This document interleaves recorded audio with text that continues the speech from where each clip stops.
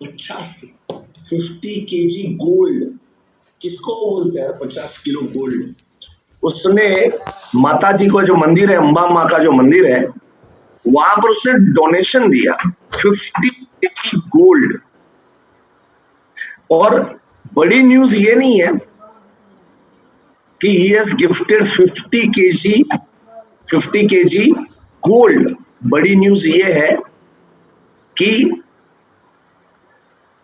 15 साल पहले वो आदमी 15,000 रुपीज का सैलरी पे जॉब कर रहा था।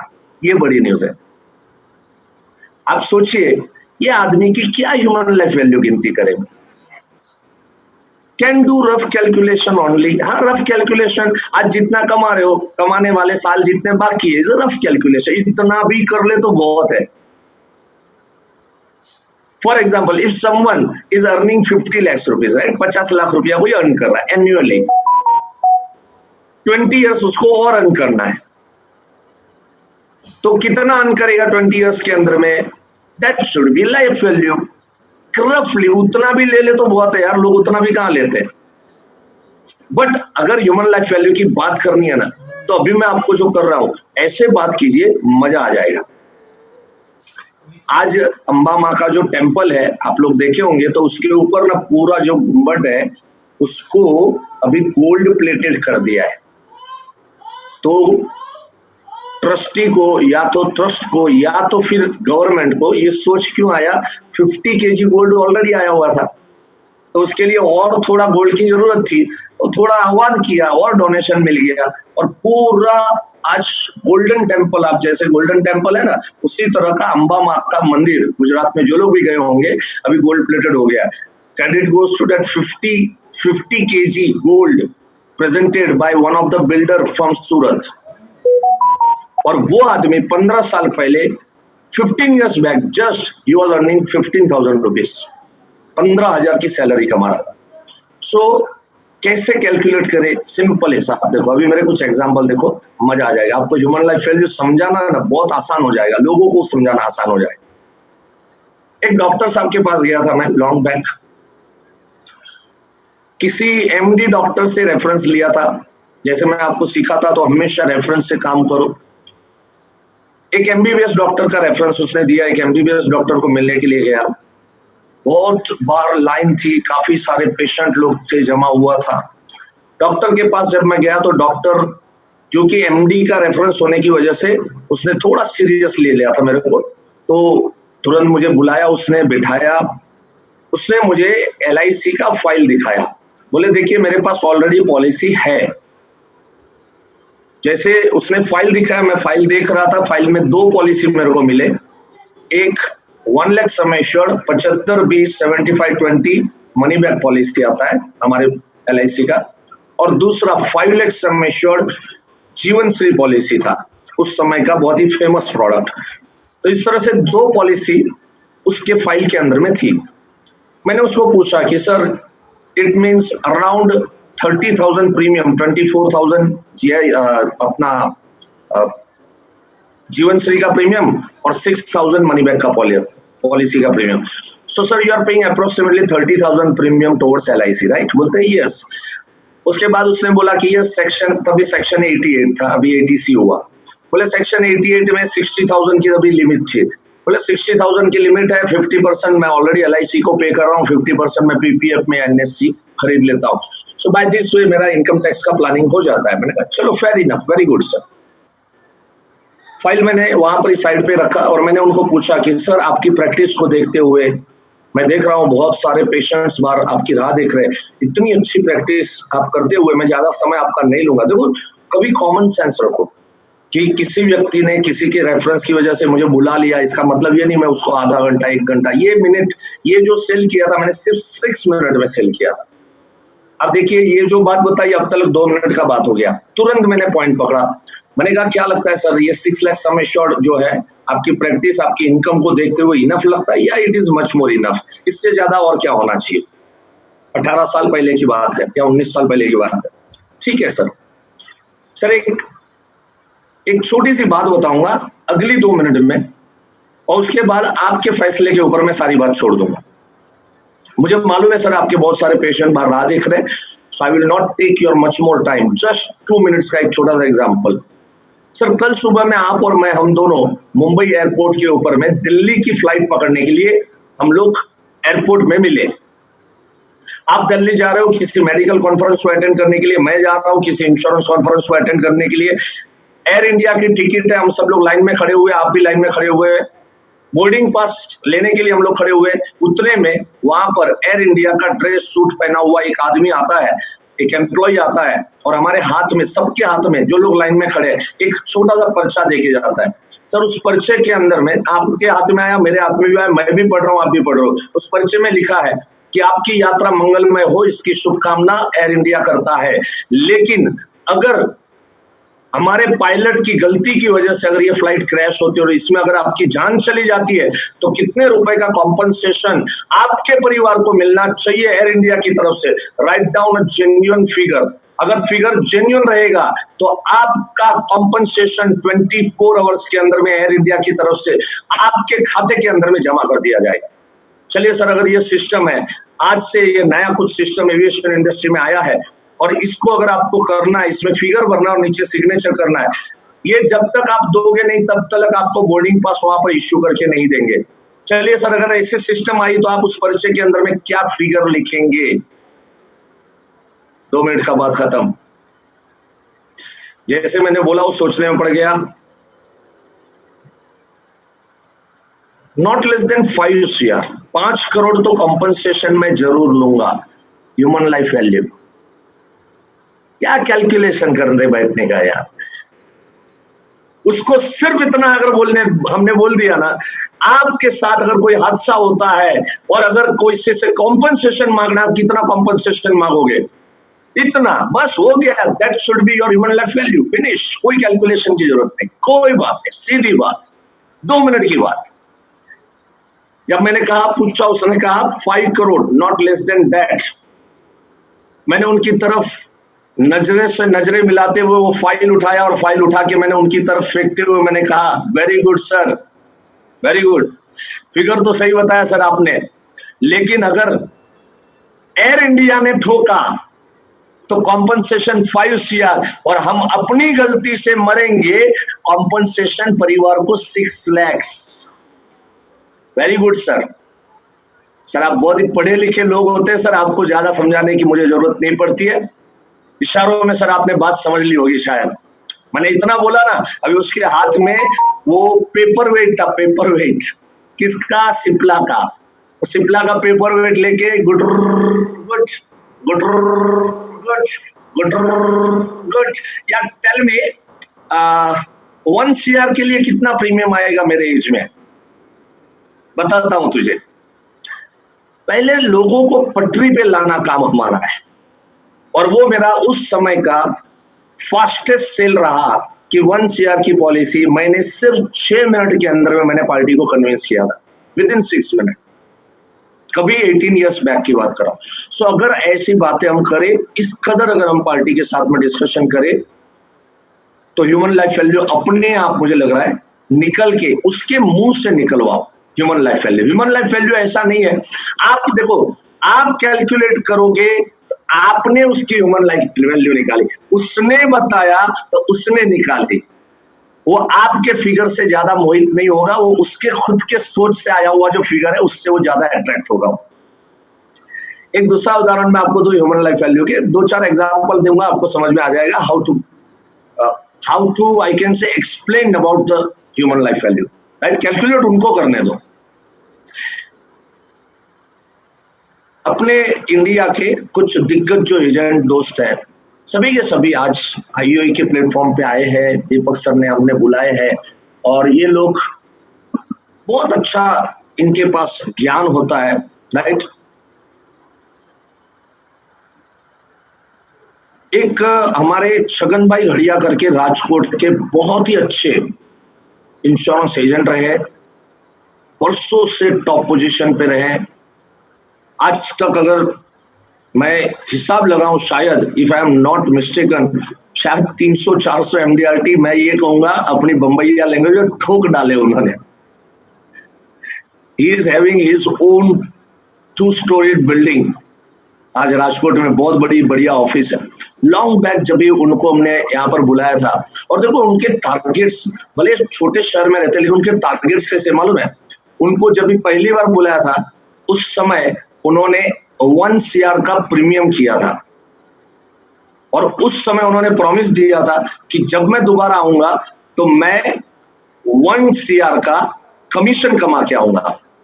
और कुछ सालों बाद अब वापिस आए, 1 CR का कमीशन कमा के आए। उसके बाद उन्होंने उस समय अपना भविष्य का अगला टारगेट बताया था कि अब मैं तीसरी बार जब आऊंगा हाईवे के प्लेटफॉर्म पे तो मैं 1 CR का टैक्स भर के आऊंगा।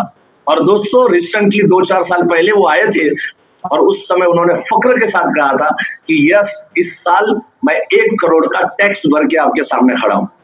मजा आता है ऐसे लोगों के बीच में रहते हैं। ऐसे पॉजिटिव रहो यार, फुल ऑफ पॉजिटिव रहो। ऐसे लोगों के बीच में रहने के लिए अगर मुझे कोई कहे ना कि 10-20 लाख रुपए दे दो, मैं यूं ही दे दूंगा 10-20 लाख रुपए। फर्स्ट टाइम जब ये उनको सुना था, बहुत सुंदर बात बताई थी ह्यूमन लाइफ वैल्यू के ऊपर। ध्यान से सुनो, मजेदार किस्सा सुनाया था।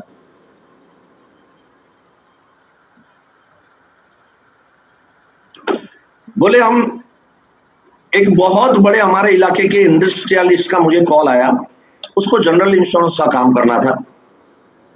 हम चले गए उसके पास, और जब उसके पास गए तो उसने सारा लिस्ट दे दिया, मशीनरी इतने करोड़ की, इंडस्ट्री इतने करोड़ की, इतने बिल्डिंग्स है, इतने गोडाउन्स है, इतना ये है, इतना ये है। ये कहानी मैं 35 साल पीछे की सुना रहा हूं, 35 years बैक। बोले जब भी कैलकुलेशन किया तो फिगर निकल के आया 10 CR, 10 करोड़। बोले उस जमाने में उस व्यक्ति की 10 करोड़ की वर्थ हुआ करती थी। मैंने और 4 भाई मिलकर बिजनेस करते थे।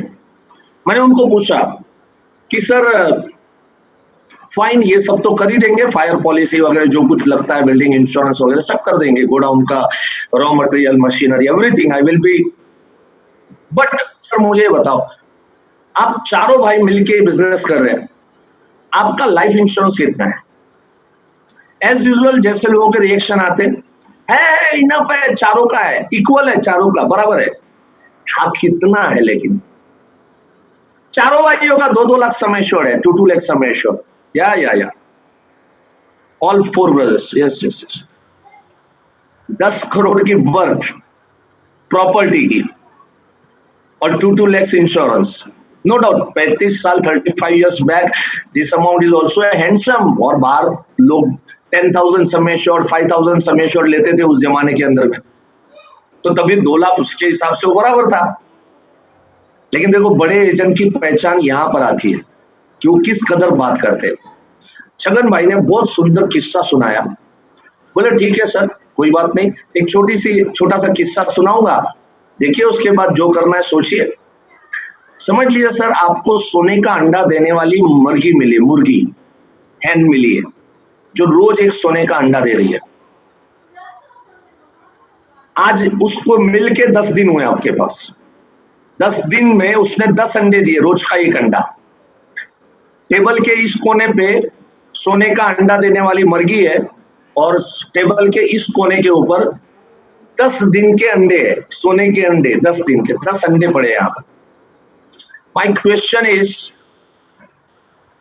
मैं इंश्योरेंस कंपनी से आया हूं सर, मैं आपको पूछता हूं सबसे पहला बीमा किसका होना चाहिए, अंडों का कि मुर्गी का?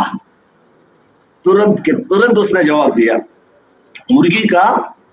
मुर्गी इंपॉर्टेंट है, अगर मुर्गी होगी तो नए अंडे आएंगे, और ये अंडे चोरी भी हो गए कोई प्रॉब्लम नहीं, 10 दिन में नए अंडे खड़े हो जाएंगे। एग्जैक्टली सर, वही तो मैं आपको कह रहा हूं, वही तो मैं आपको समझा रहा हूं, लेकिन आप समझ नहीं रहे। व्हाट यू मीन टू से? बोले सर ये 10 करोड़ का प्रॉपर्टी बनाया किसने? ये 10 करोड़ के अंडे दिए किसने? आपने। प्रॉपर्टी की कीमत का हम इंश्योरेंस निकालेंगे, लेकिन हम हमारी कीमत का निकाले क्या? सर अपनी कीमत कितनी? 2 लाख, 2 लाख सम एश्योर्ड। तुरंत क्लिक हो गया। तो चलो आओ, दोबारा आओ, चार भाइयों के साथ में बैठते हैं, चार भाइयों के साथ दूसरी मीटिंग की लाइफ इंश्योरेंस के लिए, and he got 2 crore sum assured, each brother, 4 brothers, 8 crore sum assured 35 साल पहले। जरा सोच के देखो, प्रीमियम साइज सोचो। और उस समय पे टर्म प्लान तो था ही नहीं, 35 years back only endowment plan थे। एंडोमेंट प्लान का प्रीमियम मतलब 5 लाख पर करोड़ के हिसाब से कम 40 lakhs प्रीमियम। कभी की बात 35 years back, in a single case, in a single family, 4 brothers. अगर ढंग से बात करें, अगर अच्छे से बात करें, ह्यूमन लाइफ वैल्यू अपने आप खुद ब खुद निकल के आ जाती है, अपने को निकाल के देने की जरूरत नहीं है। दोस्तों, हमारे मलेशिया के बहुत ही लेजेंड एजेंट है, काफी अच्छे मोटिवेटर है। कई बार हमने आईओई प्लेटफॉर्म पे उनको बुलाया। डॉक्टर रिजाल नायडू मलेशिया से बिलोंग करते हैं। जब मैं 2007 में, जब मैं मलेशिया फर्स्ट विजिट मैंने किया था, तो मुझे याद है वो उनकी मर्सिडीज लेके आए थे, और तब से मेरे दिमाग में मर्सिडीज का दिमाग चल रहा था। और 2011 में मैंने फिर मर्सिडीज परचेस किया, और उन्हीं की मर्सिडीज में हम लोग कुआलालंपुर और बहुत सारे मलेशिया के इलाके हम लोग वहां पर घूमे थे। तभी डॉक्टर रिजाल से जो हमारा डिस्कशन हुआ, and he is a doctorate in insurance, तभी हमारा जब भी उनके साथ जो मुलाकात हुआ, डिस्कशन हुआ, तो उस समय पे जो ट्विंस टावर है ना, वर्ल्ड ट्रेड सेंटर सबसे बड़ा था, world tallest building, WTC US में, वो आतंकवादियों ने तोड़ दिया। उसके बाद सबसे बड़ा टावर कौन सा हो गया, तो मलेशिया का ट्विंस टावर। तो हम लोग उस ट्विंस टावर्स को देखने के लिए, उनकी फैमिली, मेरी फैमिली, हम लोग साथ में गए थे। ट्विंस टावर के जो ग्राउंड फ्लोर्स है, वो पूरे बड़े बड़े मॉल्स है, बहुत बड़े बड़े। और मेरी वाइफ, उनकी वाइफ शॉपिंग के लिए गए हुए थे। मैं और रिजाल वहां पर बैठे के हम लोग डिस्कशन कर रहे थे। अब दो बड़े इंश्योरेंस एजेंट आमने सामने मिल जाए तो डिस्कशन क्या करेंगे, सीधी सी बात है, इंश्योरेंस सेलिंग की। फैमिली होती है तो नहीं डिस्कस करना किया जाता है, लेकिन अब दोनों हम लोग अकेले मिले, तो मैंने उनको पूछा, Rijal, if you have any excited sale, आपका कोई एक्साइटेड सेल है, will you please give me the story. बोले, Mukesh, my one of the client, मेरा एक बहुत बड़ा क्लाइंट है, उसका बहुत बड़ा ऑफिस है, कंप्यूटर ऑफिस है, उसका सारा इंश्योरेंस, ऑफिस का इंश्योरेंस का काम मैंने कर लिया। और जब भी हमारा कोई भी सक्सेसफुल इंश्योरेंस एजेंट होते हैं ना, वो कभी कोई अगर बुलाता है ऑफिस का इंश्योरेंस ले लो, तो उसके बाद रुकते नहीं है, वो आगे बढ़ते हैं। तो वैसे ही मैंने उसको पूछा, what about your life insurance. तो आज के बोलता है, यार छोड़ दे, वो छोड़ दे, लाइफ इंश्योरेंस में कोई इंटरेस्ट नहीं है मुझे। बोले, ठीक है, तो फिर ये ऑफिस का इक्विपमेंट का, ये computer, laptops, machinery, then all this electrical installations and AC, और ये सब का क्यों लिया? एक बात बताओ, अगर आग लग जाए ना, सब जीरो हो जाएगा, सब जीरो हो जाएगा। रोड पे आ जाऊंगा मैं, रोड पे बर्बाद हो जाऊंगा मैं। इसके लिए जरूरी है। Very good, very good. By the way, tell me one thing,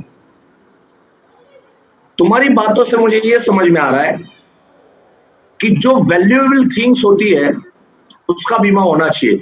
is it true? Absolutely true. इसलिए लिया ना आपने, मशीनरी और ये और वो, वैल्यूएबल थिंग्स आर दैट। अच्छा, tell me mister X, have you taken your shirt insurance? इस शर्ट का बीमा लिया क्या तुमने? शर्ट का बीमा? हाँ सर, जवाब तो दो। सर, आपने जो टाई पहना है, टाई का बीमा लिया आपने? ये जो जैकेट पहना है सर, इसका बीमा लिया आपने?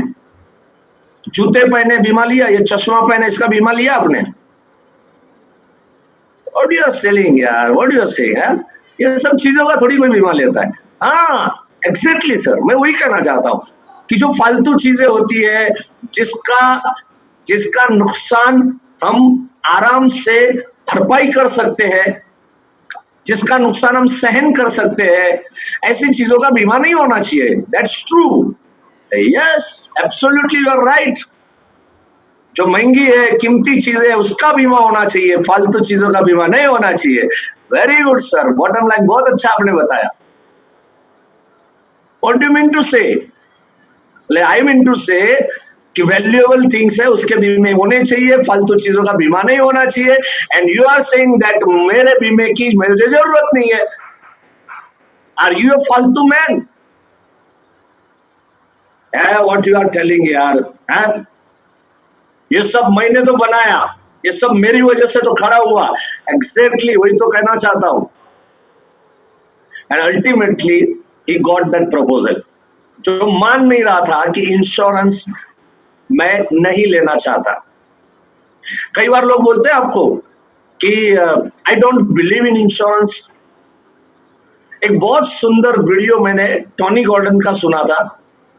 उन्होंने बताया था, जवाब दिया था, अमेरिका के सबसे बड़े सेल्स पर्सन है, एमडीआरटी प्रेसिडेंट वर्षों तक रह चुके, टीओटी एजेंट है। टॉनी गॉर्डन ने उनके वीडियो में कहा था, if someone is asking me that I don't believe in insurance, मैं सिर्फ उनको एक ही चीज कहता हूं, life insurance is not a religion. ये कोई धर्म नहीं है कि मैं मानता हूं मैं नहीं मानता हूं। It's not at all a religion, it is risk management. बहुत सुंदर बात है, देखो, इट इज रिस्क मैनेजमेंट। ये रिस्क मैनेजमेंट का सवाल है, ये कोई बिलीफ का सवाल नहीं है। ये मानना नहीं मानना वो हमारा धर्म का हो सकता है, मैं ये धर्म में मानता हूं, मैं वो धर्म में मानता हूं, वो धर्म अच्छा है, वो धर्म बुरा है, वो तुम्हारा धर्म के ऊपर बिलीफ हो सकता है। But life insurance is a risk manager and you believe in risk management. और तुम रिस्क मैनेजमेंट में तो हर इंसान मानता है। मैं आगे जाके आपको बताता हूं, उसी थ्योरी को आगे लेके जाता हूं। रोड क्रॉस करते हो, इधर और उधर देखते हो कि नहीं देखते हो, it's risk management, it's insurance. घर से बाहर निकलते हो, ताला लगाते हो कि नहीं लगाते हो, it's a risk management, it's an insurance. घर के अंदर में छोटा सा सेफ रखा है कि नहीं रखा है, और उसका चाबी रख के अपने एक ऐसी जगह पे छुपाते हो किसी को ना पता चले, it's a risk management, it's a insurance.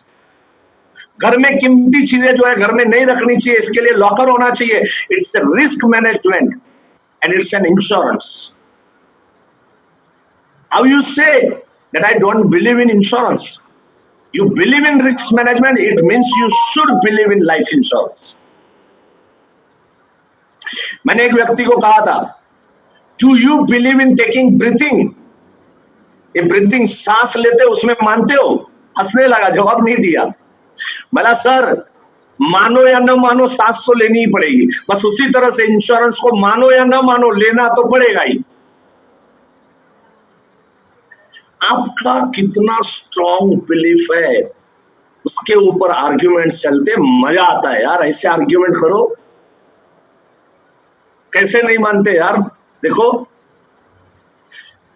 अनेकों एग्जाम्पल है, अबाउट लाइफ इंश्योरेंस का हो, अबाउट जो आपको ह्यूमन लाइफ वैल्यू अगर मैं कहूं, so many examples are there, बहुत एग्जाम्पल है, राइट। अभी मेरा एक वीडियो भी मैंने डाला हुआ है इस सब्जेक्ट के ऊपर में। दिल्ली से मैं आ रहा था और हमारे सुशील भैया मेरे को उनकी गाड़ी में बिठा के ला रहे थे। सुशील भैया एक बार एमडीआरटी कर चुके, 2-3 बार एमडीआरटी कर चुके, उसके बाद में किसी ने उनको भटका दिया और कोई एमएलएम में इसमें उसमें चले गए। और ये सब चीजें देखो, मैं ये मानता हूं अपना लाइफ इंश्योरेंस सेलिंग बिजनेस से बड़ा एमएलएम इस दुनिया में कुछ नहीं है। ये भी एक एमएलएम ही है, मल्टी लेवल मार्केटिंग ही है, समझ लेना। कहीं और भटको मत, कहीं और जाओ मत, एक ही चीज को पकड़े हो ना, उसी को लाइफ में आगे बढ़ो। मिलेंगे आपको सेल्स पर्सन को अनेकों लोग मिलते हैं, मेरे पास भी बहुत लोग आते हैं मुझे भटकाने के लिए, बहुत अच्छी अच्छी स्कीम्स लेके आते हैं, रास्ता दिखा देता हूं उनको। आज पिछले 20 साल से भटका नहीं हूं, जब से आईओ में आया हूं, मुझे पता है मैं क्या कर रहा हूं। राइट। सो बात चल रही थी, वो मुझे रिसीव करने के लिए सुबह में 5 बजे आए। मेरा फ्लाइट था दिल्ली में, रात का कुछ सेमिनार था तो वहीं पर ही रुका हुआ था। सर्द की मौसम थी। मैंने मना किया था सुशील को, लेकिन बोले नहीं सर आपसे अर्जेंट बात करना है, क्योंकि अभी वापस लौट के आया हूँ, वहां पर बहुत बड़ा नुकसान कर दिया है, उस नुकसान को अभी वापस, और यही तो एक रास्ता है सर, आपने कुछ सालों पहले सिखाया था, वापस भटक गया था मैंने उसको बोला यार तुम भटकते क्यों, मेरे को समझ में नहीं आता। मैंने कहा चलो ठीक है, अभी नया नया शुरू किया, अच्छी बात है, चलो क्या दिक्कत आ रही है। न्यू राजेंद्र नगर से एयरपोर्ट की तरफ का हमारा रास्ता था, और उस रास्ते में कॉन्वर्सेशन चल रहा था, बड़ा मजेदार कॉन्वर्सेशन है। बोले मुकेश भाई अभी शुरू तो किया है वापस, और MDRT 3-4 बार किया हूँ, और आपके सारे कोर्सेज किया हूँ, वापिस अभी रिपीट में भी सारे कोर्सेज में आ रहा हूँ। तो सर दिक्कत ये है कि मेडिक्लेम बड़े आसानी से बिक जाती है, बट लाइफ इंश्योरेंस बेचने में थोड़ी दिक्कत आती है। ठीक है, मैंने कहा सुशील एक उदाहरण देता हूँ, एक नया उदाहरण मैंने पहली बार वहां पर दिया उसको, इसके ऊपर भी वीडियो बनाया मैंने, यूट्यूब पे डाला हुआ है। मैंने कहा सुशील एक बात बताओ, तुम्हारा खुद का बिलीफ क्या है, क्या होना चाहिए, सच बोलना।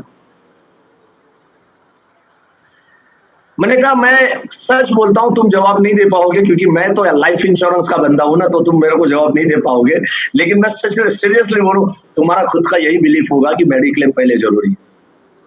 तुम्हारा जो बिलीफ होगा ना वो तुम करवाओगे। और दोस्त मैं नहीं मानता कि बिलीफ, मेरा बिलीफ ये है कि मेडिक्लेम नहीं होना चाहिए, मेडिक्लेम होना चाहिए, और मेरा भी है, और मैं वो भी काम करता हूं, सारे काम किए मैंने। उसको एक उदाहरण दिया, मैंने कहा सुशील सोचो, यू हैव 2 गोडाउन्स, तुम्हारे पास 2 गोडाउन है, एक गोडाउन 5 लाख की वैल्यू का है, और दूसरा जो गोडाउन है वो 5 CR की वैल्यू का है। एक 5 लाख का गोडाउन है, एक 5 करोड़ का 5 CR का गोडाउन है, दोनों पास पास में, दोनों में एक साथ स्पार्किंग हुआ और एक साथ आग लगा, कौन से गोडाउन की आग को बुझाने के लिए मेहनत करोगे? ऑब्वियसली सर 5 करोड़ के गोडाउन को, 5 लाख का गोडाउन पूरा चल भी गया, चल जाएगा यार, लेकिन 5 करोड़ का गोडाउन जल गया, मैं रोड पे आ जाऊं, भिखारी हो जाऊंगा, मर जाऊंगा मैं। मैंने कहा ये जो 5 लाख का गोडाउन है that is your mediclaim policy, and your 5 CR godown is your life insurance policy, your own life value is 5 CR। Oh my God sir, ये तो सीरियसली सर बहुत मस्त आपने 1-2 मिनट के पॉइंट में आपने समझा दिया। दिल्ली एयरपोर्ट के पहले मालूम है एक ब्रिज खत्म होता है, उस ब्रिज के साइड पे खड़े रह के हम लोग का एक कॉन्वर्सेशन चला, क्योंकि एयरपोर्ट तो जल्दी आ गया था, सुबह 5 बजे का टाइम था, लेकिन टाइम था फ्लाइट का, मैंने कहा चलो 5-10 मिनट यहाँ खड़े रह के डिस्कस करते। सुबह 5 बजे अगर कोई मुझे लाइफ इंश्योरेंस के बारे में सवाल पूछता है, कुछ अलग आंसर उसको निकाल के मैं देता हूं। This should be your belief, और ये मेरा स्ट्रॉन्ग बिलीफ है अबाउट लाइफ इंश्योरेंस। इसके लिए मैं बहुत अच्छी तरीके से, बहुत अच्छे ढंग से मैं लाइफ इंश्योरेंस पॉलिसी को बेच भी सकता हूं, नरेट भी कर सकता हूं, आपको कन्विंस भी कर सकता हूं, ये सच्चा बिलीफ है। अभी एक बात करूंगा आपको, बहुत सुंदर और बहुत ही मजेदार एक किस्सा है। देखिए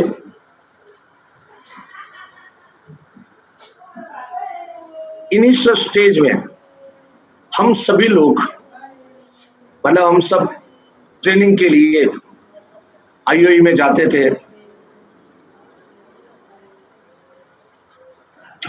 रिपीटेड कोर्स करता था, अनगिनत दोस्त हुए लाइफ इंश्योरेंस एजेंट, अनगिनत दोस्त, तभी से लेके आज तक सफर चालू है। आप आज से आप लोग भी हमारे दोस्त के डेफिनेशन में आ गए ना, दोस्ती हो गई अभी 3 दिन की आपकी और हमारी, जरूर कभी रूबरू होंगे, कभी मिलेंगे।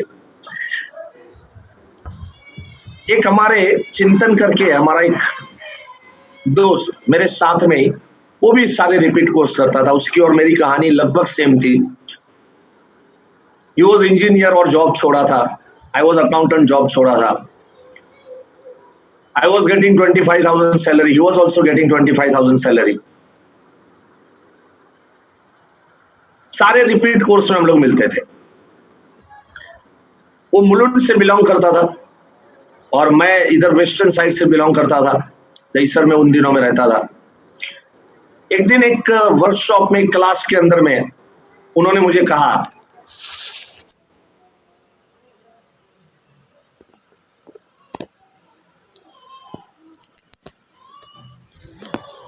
राकेश जी लिख रहे हैं आपको मॉर्निंग में 5 बजे कॉल करेंगे आइडिया के लिए. जब ये आपके शहर में आओ ना और एयरपोर्ट छोड़ने के लिए मैं बुलाऊं ना, तभी ये आइडिया मिलेगी.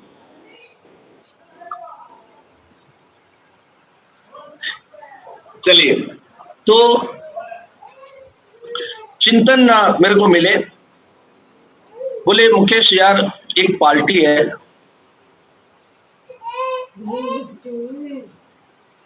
और बहुत बड़ा पार्टी है, समझ लो अगर आ गया तो 5 करोड़ तो कहीं नहीं है. उन दिनों की बात, राइट. सो 2002 2001 ये जो रियल मेरे जो सेल है ना, वो सब इसी पीरियड में मैक्सिमम हुए.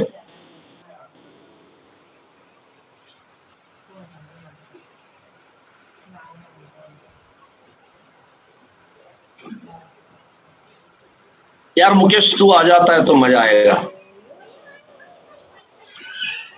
यार छोड़ ना यार, क्या करूंगा मैं आके. तू भी यहीं से सीखा है, मैं भी यहीं से सीखा हूं. यहाँ के जो सारे कॉन्सेप्ट है तूने अगर बोल ही दिए है फिर भी नहीं मान रहा है, छोड़ ना यार. क्या एक के पीछे पड़ा है यार. एक बार साथ में आना यार. क्या तेरे को प्रॉब्लम कुछ नहीं यार, लेकिन मेरे को ऐसा लग रहा है कोई मतलब नहीं है. तेरे से नहीं निकल रहा तो मेरे से भी नहीं निकलेगा, क्योंकि उसने और मैंने, हम दोनों ने ऑलमोस्ट एक ही साल में हम लोगों को ट्रेनिंग ज्वाइन किया था और आगे बढ़ रहे थे. फिर भी उसका बहुत फोर्स था तो मैं कहा चलो चल देते. बैकग्राउंड में बता क्या है. बोले 50 साल का आदमी है, उसका 20 साल का बेटा है और उसका ये कहना है कि मुझे लाइफ इंश्योरेंस की कोई भी जरूरत नहीं है. बोले मैंने उसको रिप्लेसमेंट ऑफ इनकम वाला कॉन्सेप्ट समझाया. बड़ी पार्टी थी, रिच पार्टी थी, तो रिप्लेसमेंट ऑफ इनकम वाला कॉन्सेप्ट उसको समझाया.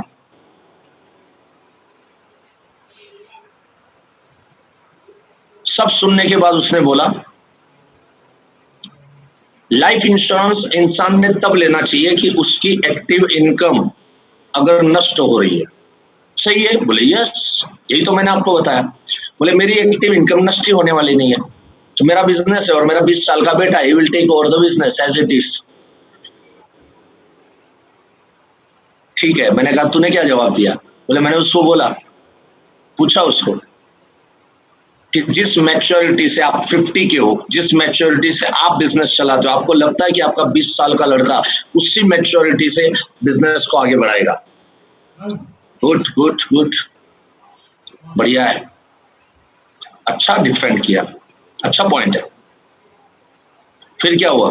नहीं, उसने उड़ा दिया. बोले नहीं नहीं देख, ये बिजनेस मैंने जो शुरू किया है और अभी इस लेवल के ऊपर लाके छोड़ा है कि उसको खाली स्मूथ रनिंग करना है. एंड उतना तो मुझे मालूम है, उतना तो भरोसा है, उतना तो विश्वास है कि वो स्मूथ रनिंग कर सकता है. उसको कोई भी डिसीजन लेने नहीं है.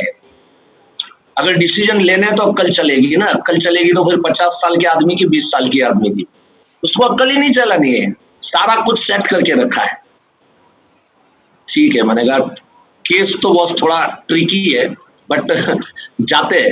मैंने ऐसे बहुत लोगों को ट्रैक किया, बहुत लोगों को टैकल किया है. मजा आता है ऐसे लोगों के सामने जब बैठे ना कुछ बातें निकलती है.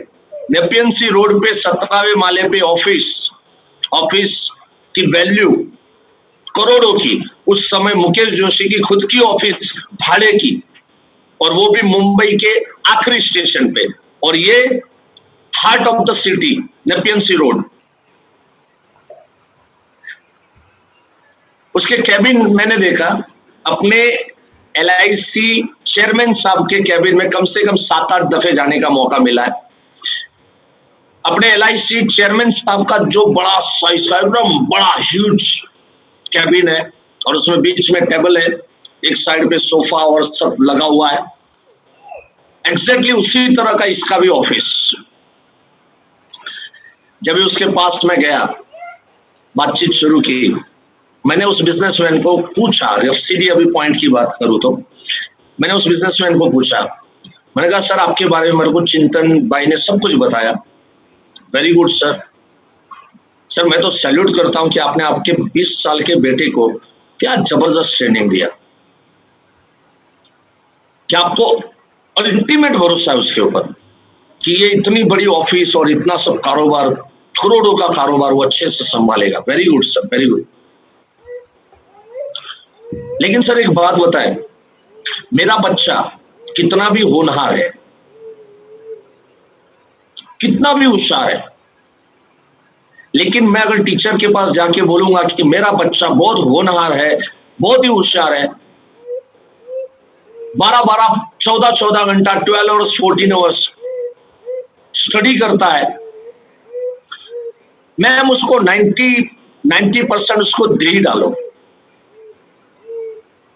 स्कूल टीचर क्या बोलेगी या प्रिंसिपल साहब क्या बोलेंगे, जोशी जी आपका बच्चा कितना भी होनहार होने दो, but he has to appear in the exam. 90 बोल रहे हो आप, अरे आपका बच्चा होनहार है, 97 लाएगा, हम खुशी खुशी 97 देंगे, but he has to appear in the exam. Sir मैं आपको पूछता हूं, आपके बेटे का आपने कोई टेस्ट लिया क्या कि आपका business as it is run करेगा, इसका टेस्ट आपने लिया क्या?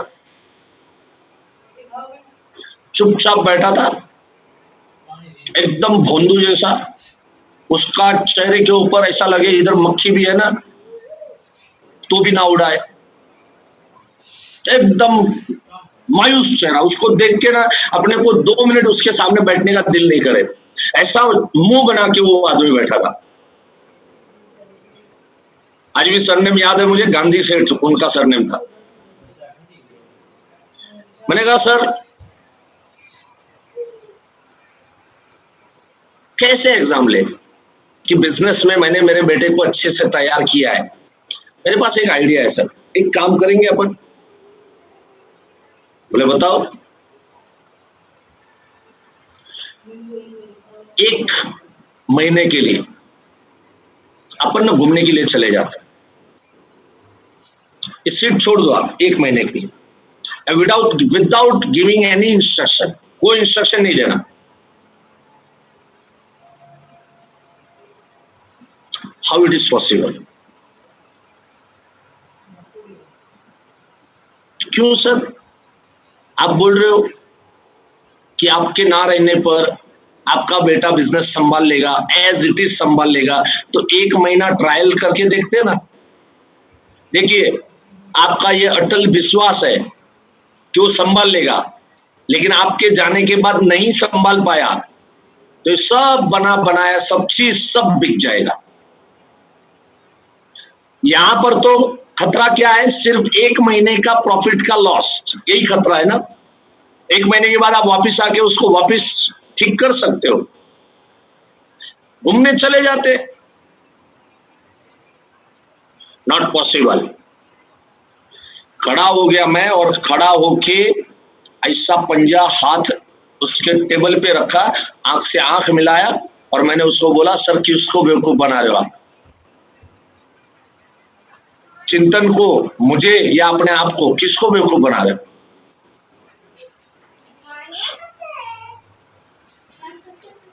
सर आप अगर बोल दिए होते ना कि यस मैं 1 महीना आने को तैयार हूं, तो मैं खड़ा होता, आपको सैल्यूट ठोकता और मैं चिंतन को बोलता सेठ को इंश्योरेंस की कोई जरूरत नहीं। तो उस पार्टी ने 5 करोड़ की पॉलिसी फाइनल करी।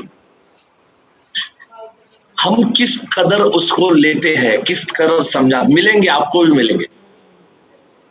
मुझे मेरी एक पार्टी मिली थी, क्या बोल रहा है मालूम है, ये मैं बिल्कुल कि मेरे जाने के बाद मेरे बेटे के हाथ में बड़ा संपत्ति आना चाहिए। हमारे बाप ने हमारे लिए क्या छोड़ा, आज 100 करोड़ का मालिक हूं। मेरे पिताजी ने कुछ नहीं छोड़ा था। अगर मुझ में दम था तो मैंने बनाया, अगर मेरे बेटे में दम होगा बना लेगा। मिले होंगे ना, आपको भी मिले होंगे ऐसे लोग। आज तक जवाब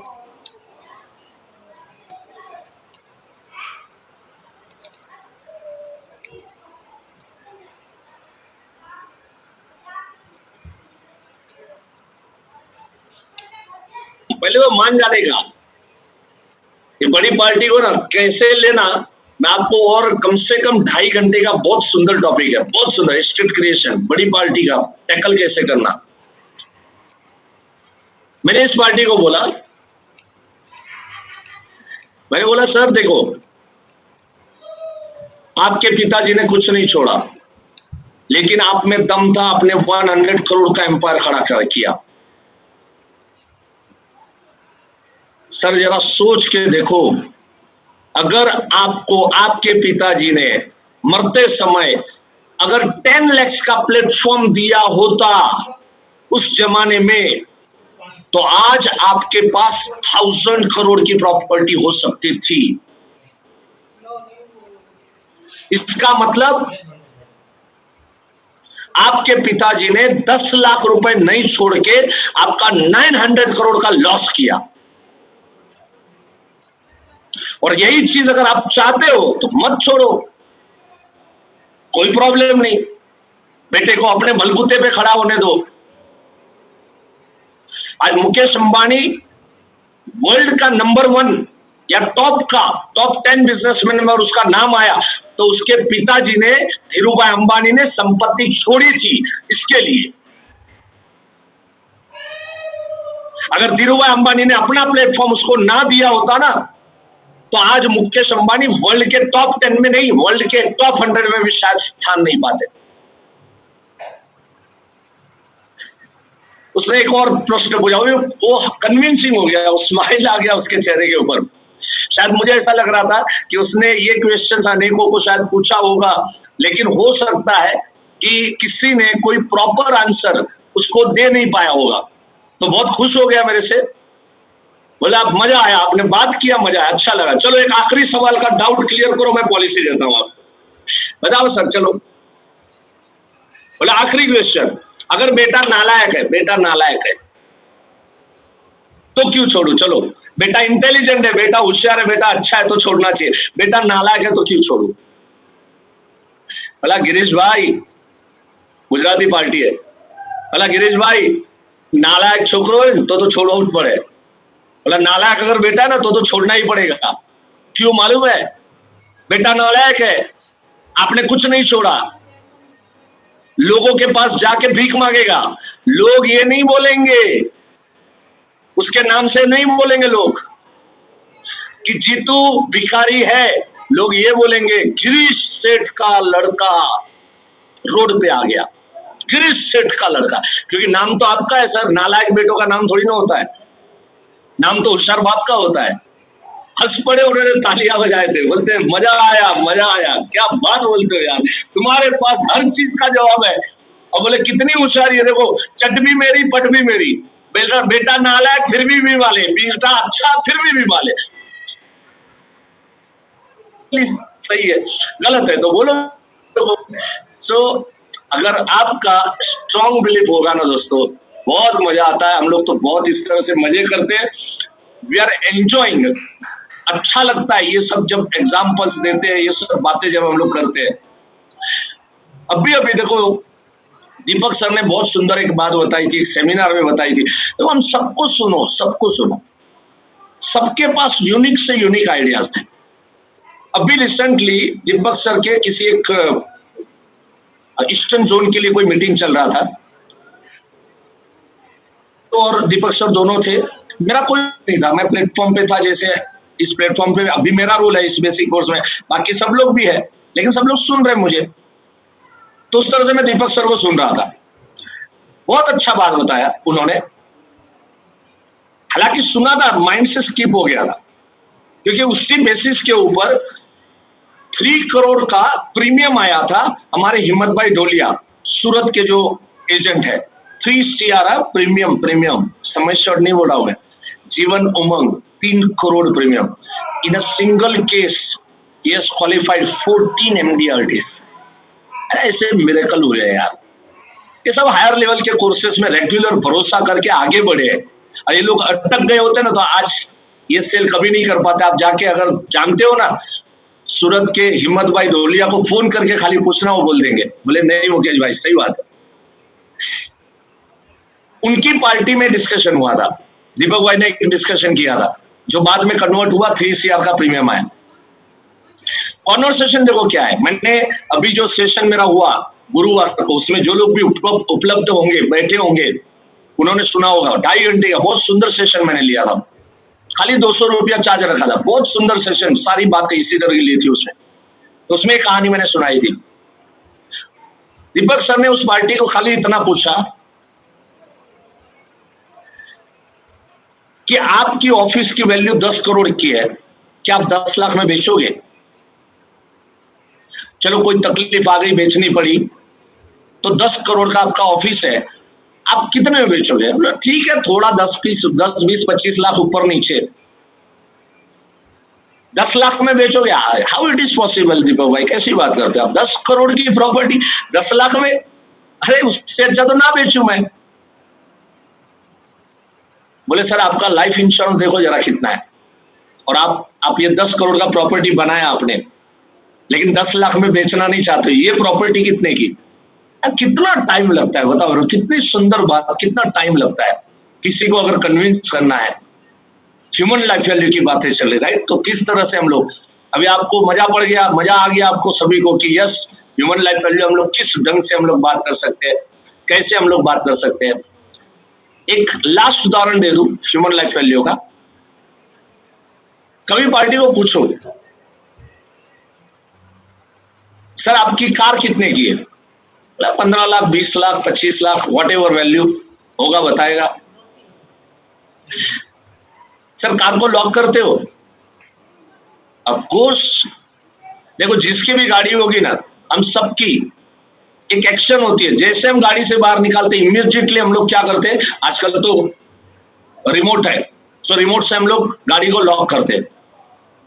लॉक का साइन अलग आता है, उसका आवाज भी अलग करता है। पता है लॉक हो गया है, साइन किया है, आवाज आया है, लाइट भी होती है बहुत गाड़ियों में, फिर भी सच बोल रहा हम लोग क्या करते, खींच के देखते, दरवाजा खींच के देखते। और मैंने तो ऐसे भी लोग देखे हैं, एक दरवाजे खींचेंगे और कुछ सोचते भी होंगे डिक्की का भी दरवाजा खींच के देखेगा कि लॉक हुआ हो कि नहीं हुआ। क्यों खींचा, क्यों कंफर्म किया, क्यों लॉक करते हो?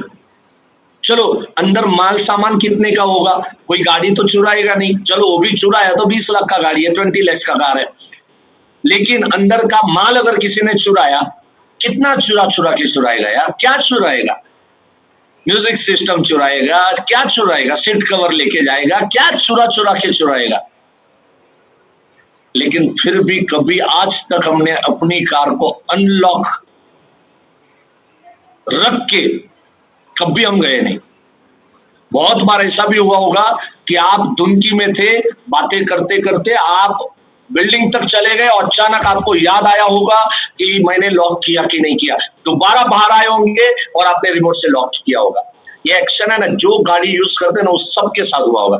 अरे सर 10-20 लाख की गाड़ी के पीछे हम इतना कंफर्म करते, इतना चेक करते, ये गड्डी कितने की सर, ये गड्डी कितने की? करोड़ों की गड्डी है सर।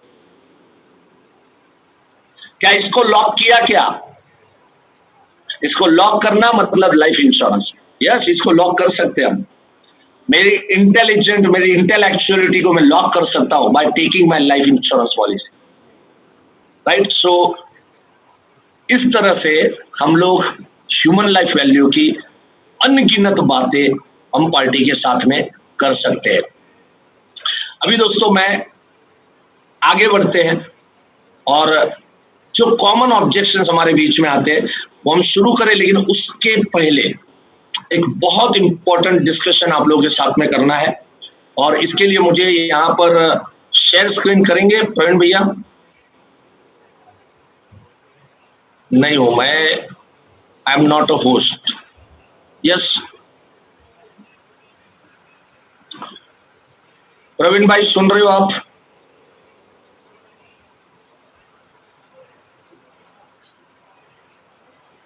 होस्टिंग मिल सकता है मुझे? यस सर, 2 मिनट बनाते हैं। हाँ ठीक है ठीक है, नहीं तो अभी मैं बोलने वाला था। इतना सन्नाटा क्यों है मेरे भाई? कोई है? यस सो दोस्तों, यहाँ पर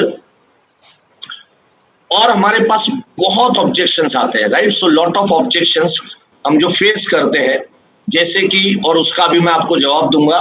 बहुत ही सुंदर सुंदर ऑब्जेक्शंस, जो कॉमन ऑब्जेक्शंस रहते हैं, उसकी बहुत सारी डिस्कशन हम लोग यहाँ पर करेंगे।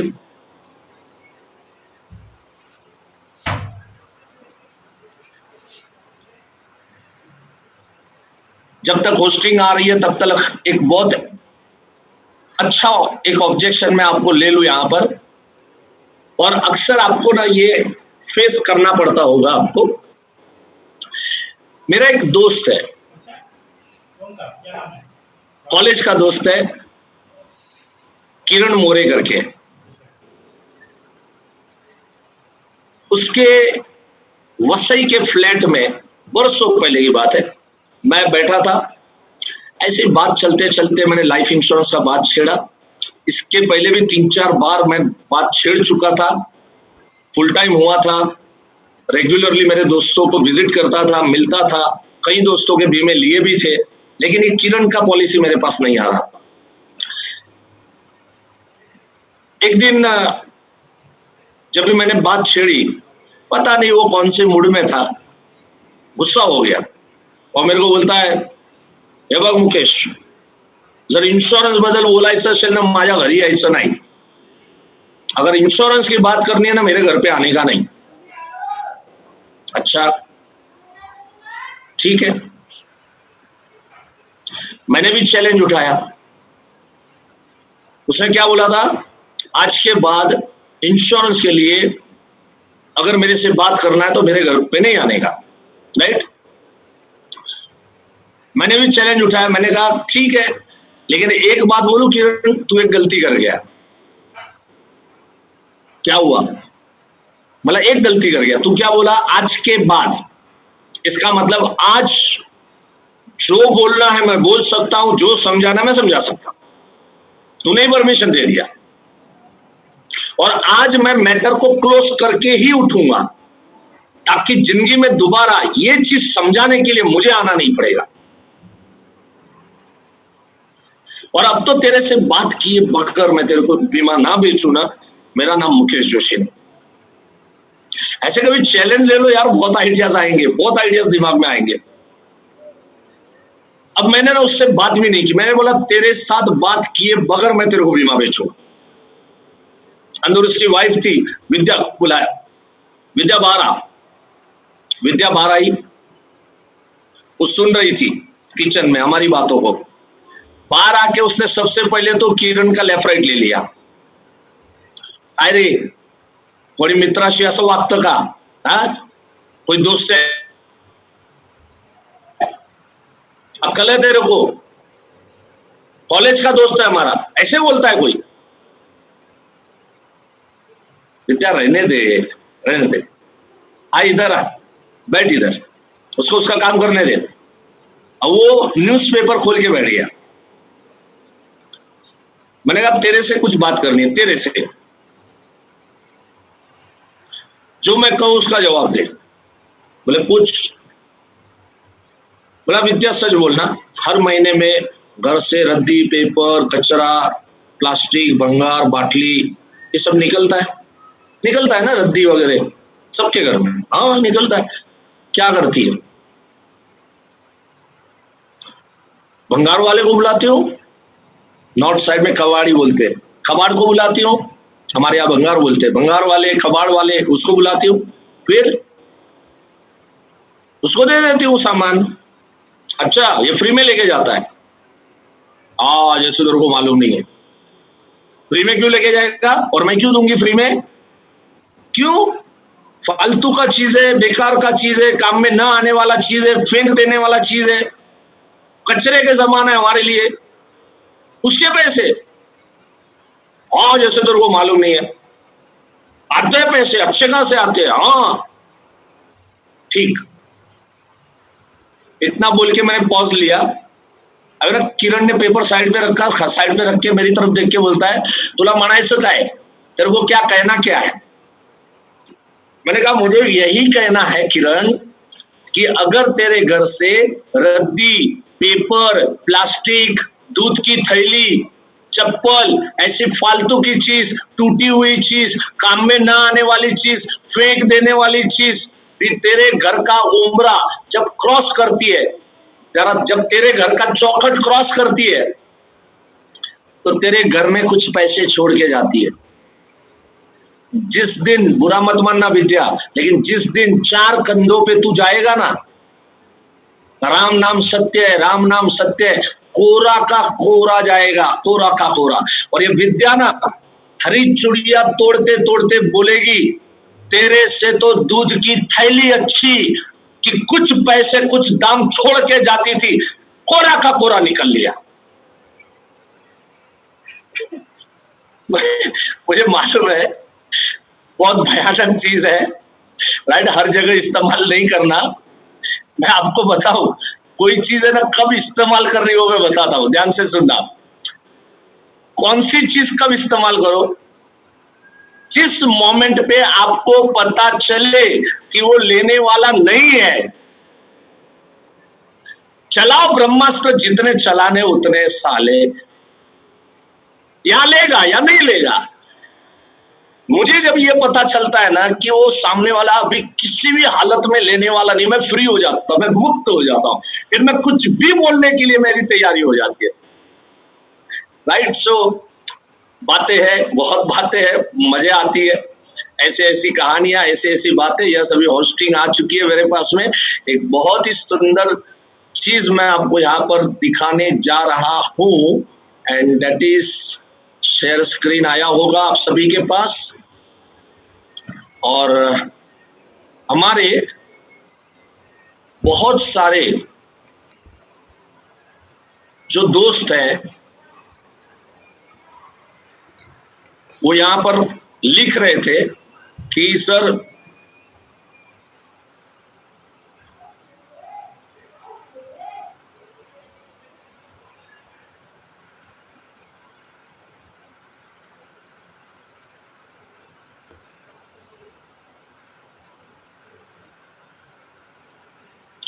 हमारे बहुत सारे दोस्त यहाँ पे लिख रहे थे कि sir what about advance course, right. So दोस्तों, मैं इस बैच के लिए, आप लोगों के लिए, क्योंकि देखिए वो 3 बैच चले गए हैं, तो आई विल नॉट रिकमेंड, क्योंकि मुझे एक रिदम में चाहिए, राइट। सो एवरी मंथ, 1 महीना आपको चाहिए जो चीजें आपने सीखी है, और इसी तरह से लाइव में आके जब बैठेंगे और बातें सीखेंगे तो हम लोग उसको अच्छे से इम्प्लीमेंट करेंगे। सो दोस्तों, एडवांस कोर्स मैं आप लोगों का लॉन्च कर रहा हूं, और जैसे मैंने आपको कहा था, कम से कम लगभग 1 महीने के आसपास का पीरियड चाहिए बेसिक कोर्स को हजम करने का। तो आपको लगभग 1 मंथ का पीरियड में दे रहा हूं। 11 सितंबर को हम यहाँ पे एडवांस कोर्स आपके लिए लॉन्च कर रहे हैं। सो 11 सितंबर को अपना बैच होगा, और यहाँ पर डेट्स दिए। देखो मैंने 11 सितंबर कहा, लेकिन एक 10 तारीख ऊपर आप देख रहे हैं। सो जो लोग रजिस्ट्रेशन करते हैं, जो लोग एडवांस कोर्स में आते हैं, उनको एक एडिशनल बेनिफिट हमारी तरफ से, आईओई की तरफ से फ्री में है, और वो है 4000 रुपीज का ये जो एडवांस कोर्स है के साथ रिबेट कोर्स है। यहाँ पर आप देख रहे हैं कि मेरा जो एरो घूम रहा है। सो 1 डे का रिबेट कोर्स 10 सितंबर को आपको कॉम्प्लीमेंट्री मिलेगा, जिसकी वैल्यू 4000 की है। और जो इसी तरह से 6 आवर का सेशन है, पूरे दिन का सेशन है, जिसमें हम आपको विदाउट रिबेट काम कैसे करना वो हम आपको सिखाएंगे। तो इनडायरेक्टली आपके लिए ये 6 दिन नहीं हुए, आपके लिए 7 डेज हो गए, 7 दिन हो गए, राइट। सो एक एडिशनल बेनिफिट जो एडवांस कोर्स करता है उसको हम लोग रिबेट कोर्स सिखाते हैं। इसलिए सिखाते हैं दोस्तों कि आप रिबेट सीखने के बाद एडवांस में जब बैठे हो तो आप ज्यादा से ज्यादा कमाने वाला हो। हमें मालूम है वो पैसा आपके जेब में रहना चाहिए। वी बिलीव योर फॉर्म 16, हमें उसमें कोई इंटरेस्ट नहीं है। बहुत देखे मैंने सीओटी टीओटी एजेंट, फॉर्म 16 लाखों रुपए में होता है, लेकिन बाटा कितना वो हिसाब लगाओगे तो पता चलेगा उनका खुद का घर भी नहीं होता है, वो खुद भाड़े के घर में रहते हैं। कहलाने के लिए टीओटी एजेंट है। ऐसे टीओटी नहीं मजा है, अपने को ऐसे नहीं बनना। आईओई ऐसे टीओटी नहीं बनाती। हम यहाँ पर सच्चे बनाएंगे। आपके जेब में पैसा टिकना कैसे वो मैं पहले सिखाऊंगा। देखो मैं पहले वो सिखाऊंगा कि आपके जेब में पैसे टिकने कैसे, दैट इज रिबेट कोर्स। और उसके बाद मैं एडवांस कोर्स का सफर शुरू करूंगा आप लोगों के साथ में। तो 4000 रुपए का कोर्स टोटली कॉम्प्लीमेंट्री होगा और इसकी फीस जो एडवांस कोर्स की is 18,000 plus GST, 18,000 plus GST. Early registration अगर आप करते हैं तो 15,000 प्लस जीएसटी है। सो 18,000 प्लस जीएसटी इज 21,000। अगर आप अर्ली रजिस्ट्रेशन करते हैं तो 15,000 plus GST, that is around 17,700 something वो फिगर आता होगा। यहां पर आप टॉपिक अगर देखें, अगर पढ़ने को आ रहा है थोड़ा आप जूम करके भी देख सकते हैं। आप देखिए जो मैंने आपको कहा था ना कुछ टॉपिक कि जो मैं डिटेल में लूंगा, यहां पर मैंने रेफरेंस की बात की थी कि रेफरेंस 5,000 रेफरेंस मतलब पर पर्सन 50% एवरेज कैसे निकालनी। यहां देखिए मेरा एरो देखिए, रेफरल गोल्ड माइन 9 अक्टूबर को मैं ये टॉपिक लूंगा जिसमें मैं आपको हर व्यक्ति से रेफरेंस कैसे निकालना, सिर्फ 2 या 3 मिनट की बात आप लोगों के साथ की रही थी बेसिक कोर्स में। यहां पर मैं 2-2.5 घंटा आपको ये बात यहां पर करने वाला हूं और वो आपको हमारे एप्लीकेशन के माध्यम से आपको मिलेगा। इसका लिंक अवेलेबल है। बोलते हैं कि इंश्योरेंस का बिलीफ का बात आता है तो उसमें एक बहुत सुंदर बात और बहुत सुंदर कहानी है मेरी। मेरा एक पार्टी है, जैसे बेसिक कोर्स के अंदर हमने आपको सस्पेक्ट बुक बनाने को बोला, तो मैंने भी जो सस्पेक्ट बुक बनाया था उस सस्पेक्ट बुक के अंदर दोस्तों मैंने सबके नाम लिखे थे।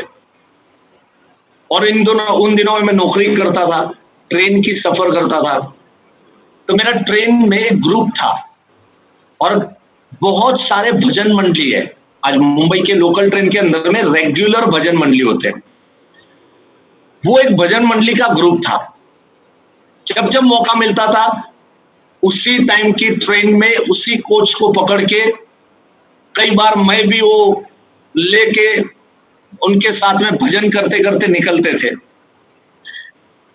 सब लोगों का नाम डाला था मैंने, but maximum lower middle class लोग थे, सेकंड क्लास का डिब्बा था और मैक्सिमम लोग जो है तो मेरी प्रायोरिटी में नहीं थे। बट जिस इलाके में गया और मुझे मालूम है कि इस इलाके में मेरे भजन मंडली का कोई दोस्त वहां पर है, मौका है, तो मैं चला जाता था और इस कदर मैंने उनके बीमे बेचे। उसके जो प्रेसिडेंट हुआ करते थे जिनको हम भगत कहते थे, उनका नाम अलग था बट हम उनको भगत करके पुकारते थे, जो कि भजन मंडली के प्रेसिडेंट थे। नाला सोपारा में रहते थे, विरार लोकल पकड़ते थे। एक बिल्डर के पास नाला सोपारा में मेरी अपॉइंटमेंट थी और वो कंप्लीट होने के बाद मुझे याद आया कि चलो भगत जी को मिले, और काफी रात हो गई थी। मुझे मालूम था कि इस वक्त वो काम से लौटे होंगे। जब भी मैं उनको मिलने गया, नाला सोपारा में टांकी रोड करके इलाका है, बहुत बिल्डिंग है, 4-4 माले के, 3-3 माले के, सैकड़ों बिल्डिंग वहां पर है। मिलने को चला गया, मुझे देख के सीधा ही गया था, मैं फोन वोन भी नहीं किया था। मुझे मालूम था उनका रोज का फिक्स ट्रेन आने का, मुझे मालूम था कितने बजे घर पे पहुंचते हैं, फोन करने की जरूरत नहीं थी। मैं पहुंच गया, डोरबेल बजाया, भगत ने दरवाजा खोला, मुझे देख के हैरान हो गया। अरे मुकेश, क्या बात है यार, अभी तू तो मोटो मानस थी गयो, अभी तू बड़ा आदमी हो गया यार, तू तो अभी लोकल ट्रेन में दिखता तक नहीं है, कभी दोस्तों को मिलने आया कर। बहुत खुश हुए। मैं भगत इसीलिए आ गया ना, चलो मिलने के लिए। नाला से ऊपर आया था एक बिल्डर को मिलने के लिए, तो सोचा नहीं भगत को मिले बगैर कैसे जाऊं मैं। अरे बहुत अच्छा लगा, बहुत अच्छा लगा, बता कैसा है। बस मजे में भगत जी। थोड़ा बात हुआ, मैंने अपना काम शुरू किया।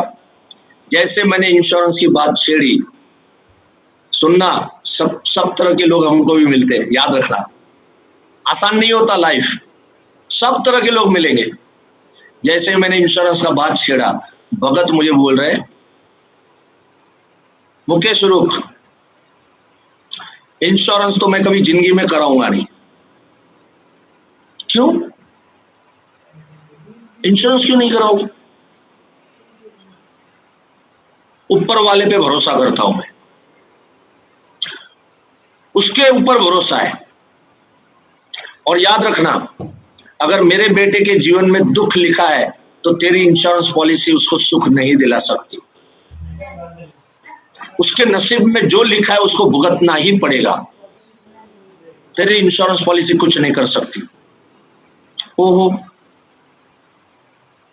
हैरान था मैं, क्या जवाब दूं।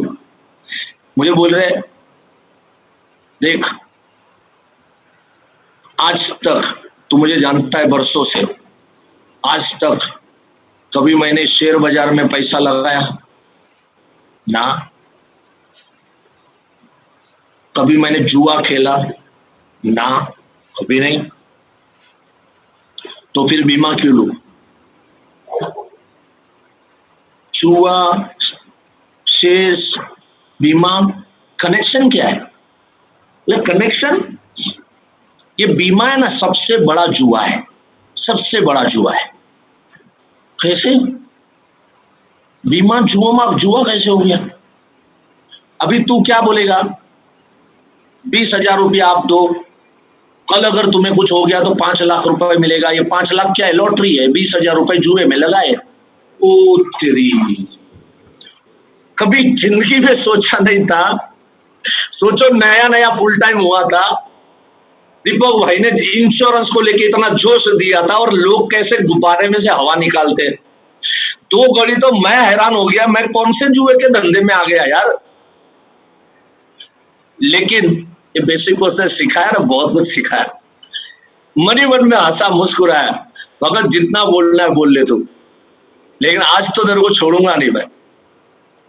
आज तो तेरी सोच बदलना, ये मेरी चैलेंज हो जानी चाहिए। और उसके बाद दोस्तों, मैंने जो बात बताई, जो कहानी बताई, आजकल सोशल मीडिया पे कहानी बहुत घूम रही है, लेकिन ओरिजिनली आज से 20 साल पहले कहानी मैंने उसको बताई थी। मजेदार कहानी है, सुनो क्या था। मैंने कहा भगत ठीक है, देखो एक छोटी सी कहानी सुन लो। बोलो। एक गांव में ना बाढ़ आई थी, बाढ़ आनी थी। गवर्नमेंट ने संदेशा दे दिया, सरपंच ने ऐलान कर दिया, सारा गांव खाली करो, क्योंकि पूरा पानी भरने वाला है। सारा गांव खाली हो गया। लास्ट में सरपंच वहां से निकले, चेक करते करते कि कोई रह तो नहीं गया। उन्होंने देखा मंदिर में पुजारी बैठे। अरे पुजारी, चलो, पागल हो गए क्या? डूबने वाला है गांव, मर जाओगे, जान बचानी नहीं है क्या? चलो मेरे पीछे पीछे भागो। पुजारी बोल रहे, सरपंच जी आप जाइए, बचाने वाला मेरा भगवान है। क्या करेंगे? सरपंच निकल लिए। पीछे बैलगाड़ी वाला खेत में रह गया था, उसको पता चला, भागते भागते बैलगाड़ी से भगाते हुए वो जा रहा है। उसने देखा मंदिर में पुजारी बैठा है। वो चिल्लाया, पुजारी आ जाओ, बैलगाड़ी में बैठ जाओ, मर जाओगे, डूब जाओगे, पानी आ रहा है, पूरा गांव डूबेगा। भाई तू जा, बचाने वाला मेरा भगवान बैठा है।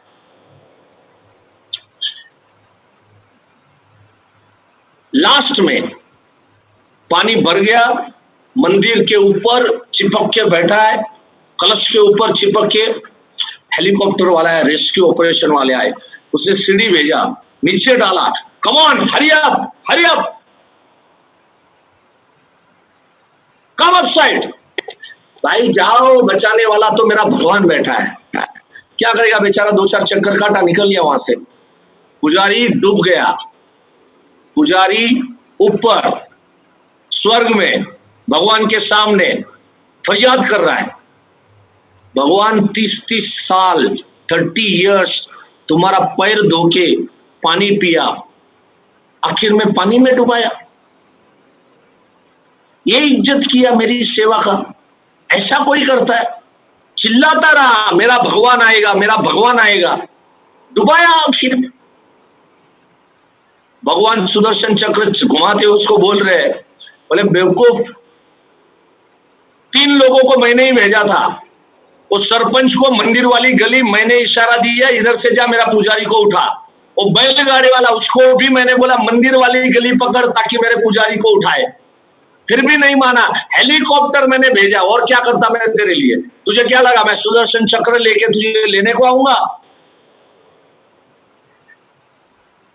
समाप्त किया ये कहानी सुना के। मैं बोला भगत याद रखना, भगवान खुद ब खुद कभी भी आते नहीं है, किसी के न किसी के वेश में तुम्हारे घर पे आके तुमको अच्छे मैसेज देके जाएंगे।